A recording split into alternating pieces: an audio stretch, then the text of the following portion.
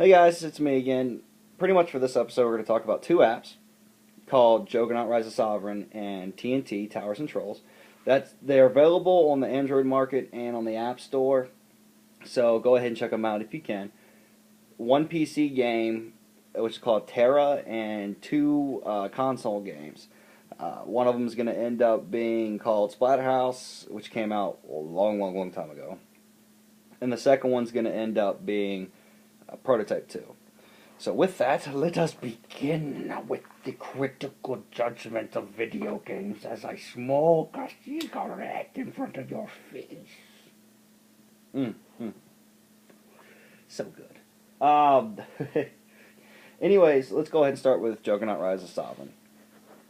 Juggernaut Rise of Sovereign is actually a really fun game. I've actually played it for about almost 2 or 3 days straight every time that I've had spare time to do it with. Pretty much what it is, it's an adventure game, but it's a turn-based fighting game where you actually have to swipe your finger across certain areas on the actual screen in order to go ahead and do something. It's not like the one game that came out, which I think was Infinity Blade, where you just keep swiping. It's not like that. It's actually a zoned game where you can only swipe in certain areas at certain times, so that way the person doesn't block it. There is also elemental powers, such as one's death. It's called darkness, but it's pretty much death. The other one is fire, the other ice and lightning. Now, what I will tell you straight off the bat is that there's 6 main characters that you can choose from. All of them are pretty much exactly the same. There's 3 major different classes. You have warrior, assassin, and then you have berserker, I'll go ahead and say. The warrior obviously is a knight who carries a great sword, and his ability is ice. The assassin has a Volg, which is a staff with blades on both sides of it. His ability is darkness, and the berserker, which is probably my favorite, has a huge warhammer, and he has fire. Now the women are different; they don't have the same abilities. The classes are still the same, but they have lightning and fire and ice instead of, darkness or whatever. But anyways, it's a really fun game. Once you start out, it gives you a basic tutorial how to play the game. The graphics in it are actually pretty amazing, given the fact that it's an iOS or an Android. There's not really an upgrade need. You don't need to upgrade to iOS 5 or iOS 6 in order to play it, which is a plus, because I refuse to download either one of those. You can spend a lot of time doing it. The game is free. Now, getting upgraded equipment, that's kind of hard to do because you have to level up. Not only do you have to level up, but you have to collect gems, skulls, and things like that in order to unlock them, in order to get them. So, there's the catch.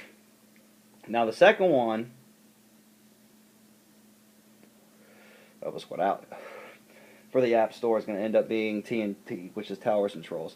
It's your basic tower defense game, but the one thing that really made this one stand out a lot more than all the other ones is the aspect that you can actually see what you're doing. In other words, the graphics in it are amazing. It's only got, I think 10 levels for each part that you're in, but it can, the difficulty rises in it. And when you play it again, you get to keep all the old stuff you had, and as well as improve on it. With that being said, let's go ahead and jump to Tera, which is the PC game, which is free to download. It works great with, if you have an XPS, a Dell, or Alienware, or anything like that, it works great. It works fine with the iOS, it's just not the same. But with that, I've seen my wife plays it, she likes it. I've watched how you work it and everything else like that. Now, the one thing that I like about it is that it's not your standard MMORPG. With it, the controls are different. It's not like you can use set 1, 2, 3, 4, 5, 6, 7 with all your abilities. You can if you want to, but you actually have to hit certain sequences buttons in order to go ahead and do things, which I kind of like. It makes it a little bit more difficult. Now, the only thing is that when you play the game, it's more of a a dubbed down version of, I guess, what you would what Aeon is. It's not as violent. It's not. It's more of like anime characters, I guess you can say, where they're cute characters. They're not vicious. They're not anything else like that. But I mean, it's everything else is standard. Your classes, your mages, so on and so forth. They're all standard. Now, with that being said, let's go ahead and get into some console games. The first one I want to talk about is Prototype 2. Had high hopes for it. What it is, basically, is still set during the time of Alex Mercer. It's nothing special. It's the exact same thing as the first one was. Different main character, different plot line. The storyline's lacking. Better graphics, though. I spent about a good 30 minutes playing it, having fun, and then all of a sudden I lost interest. So I kind of had to force myself to play through the rest of it. It's alright, though. It's not. If you like to go around killing things, it's a good game to do. One thing I didn't like about it was that it was set during the same time that Alex Mercer was doing things. Now, the whole plot line about apparently the guy that you're playing as, Alex Mercer killed his family, and somehow the guy got the virus from Alex Mercer. I don't even know how that works. It's not really explaining too much at the same time. So, but the graphics are great. It's a fun game to play. So if you want to play it, go ahead and play it. The last game I'm going to talk about is going to be Splatterhouse, which came out a long time ago. It's a fun game to play if you like the original arcade series, which basically is a guy with the Jason Voorhees mask and just going around killing shit. It's pretty much got the same premise. They never really took away from the old value of the older versions of it. It came down to the point where I was playing it, I honestly felt like I was playing it back in the arcade back in like 1990. It's definitely got mature content. The one thing I like about it's not a standard game. You don't have a health bar that's sitting up on the top of your screen. Your body is your health bar. As you're getting taken damage and things like that, you'll end up seeing like a chunk of your chest missing, or your arms missing, or your legs missing, or something else like that.